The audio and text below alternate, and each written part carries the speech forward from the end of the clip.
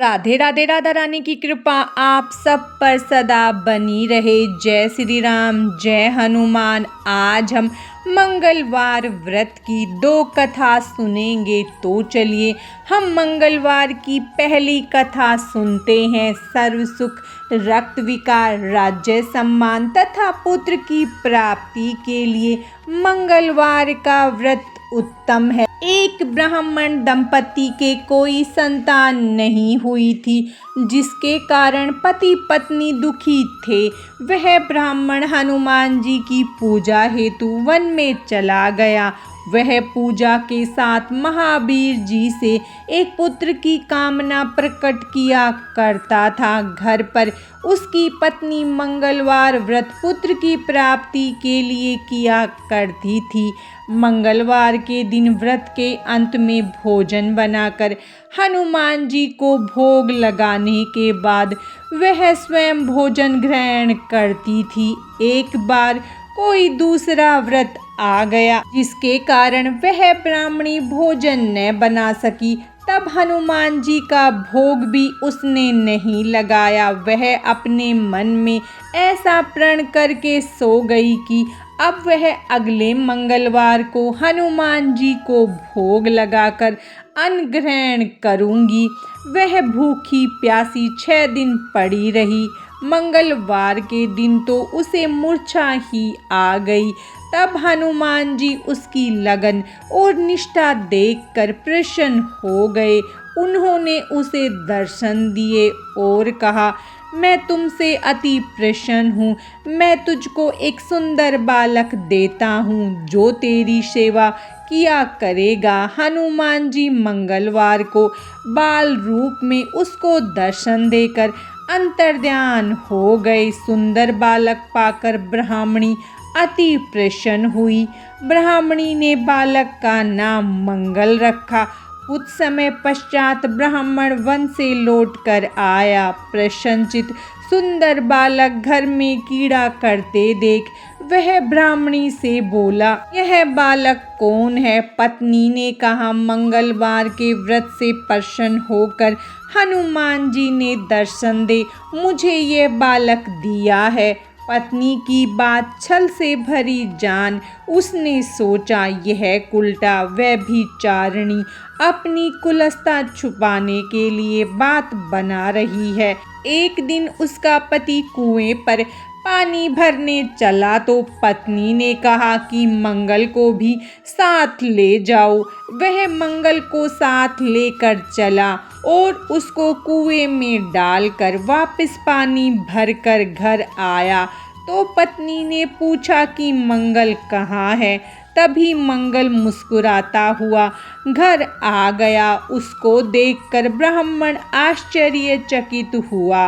रात्रि में उसके पति से हनुमान जी ने सपने में कहा, यह बालक मैंने दिया है, तुम पत्नी को उल्टा क्यों कहते हो? पति यह जानकर बहुत हर्षित हुआ। फिर पति पत्नी मंगलवार का व्रत करने लगे और अपना जीवन आनंद पूर्वक व्यतीत करने लगे। जो मनुष्य मंगलवार व्रत कथा को पढ़ता या सुनता है और व्रत नियम से रखता है, उसे हनुमान जी की कृपा से सब कष्ट दूर होकर सर्व सुख प्राप्त होता है। मंगलवार की पहली कथा समाप्तम। अब हम मंगलवार की दूसरी कथा सुनेंगे। तो चलिए हम अपनी कथा शुरू करते हैं। एक बुढ़िया थी। वह मंगल देवता को अपना इष्ट देवता मानकर सदैव मंगल का व्रत रखती थी और मंगल देव का पूजन किया करती थी। उसका एक पुत्र था जो मंगलवार को उत्पन्न हुआ था। इस कारण उसको मंगलिया के नाम से बोला करती थी। मंगलवार के दिन न तो घर को लीपती और न ही वह पृथ्वी खोदा करती थी। एक दिन मंगल देवता उसकी श्रद्धा की परीक्षा लेने के लिए उसके घर में साधु का रूप बनाकर आए और उसे दरवाजे पर आकर आवाज दी। बुढ़िया ने कहा, महाराज क्या आज्ञा है? साधु कहने लगा कि बहुत भूख लगी है, भोजन बनाना है। इसके लिए तू थोड़ी सी पृथ्वी लीप दे तो तेरा पुण्य होगा।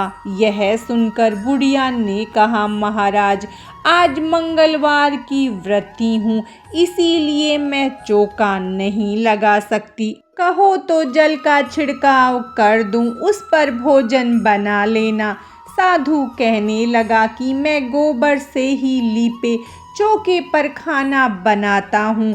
बुढ़िया ने कहा, पृथ्वी लीपने के सिवाय और कोई सेवा हो तो मैं सब कुछ करने के वास्ते उद्यत हूँ। साधु ने कहा कि सोच समझकर उत्तर दो, जो कुछ भी मैं कहूँगा सब तुमको करना होगा।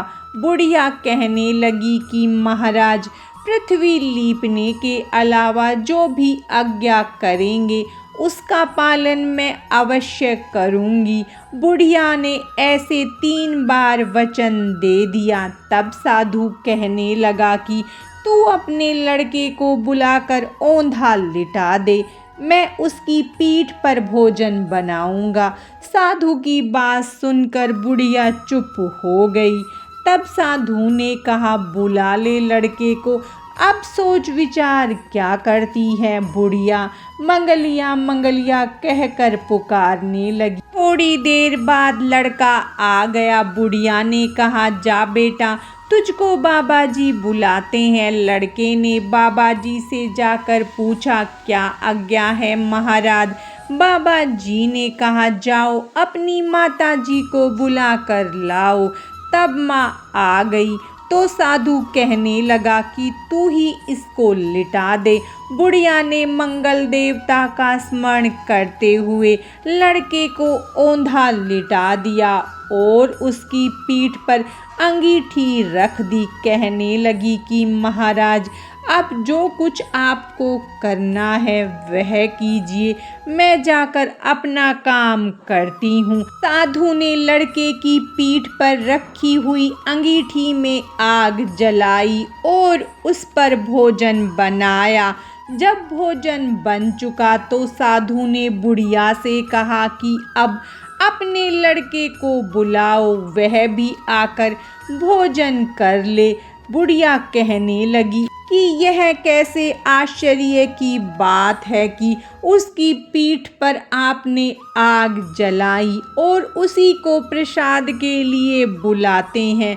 क्या यह संभव है कि अब भी आप उसको जीवित समझते हैं? आप कृपा करके उसका स्मरण भी मुझको न कराइए और भोग लगाकर जहाँ जाना हो वहाँ जाइए। साधु के अत्यंत आग्रह करने पर बुढ़िया ने ज्यों ही मंगलिया कहकर आवाज लगाई, त्यों ही वह एक ओर से दौड़ता हुआ आ गया। साधु ने लड़के को प्रसाद दिया और कहा कि माई, तेरा व्रत सफल हो गया।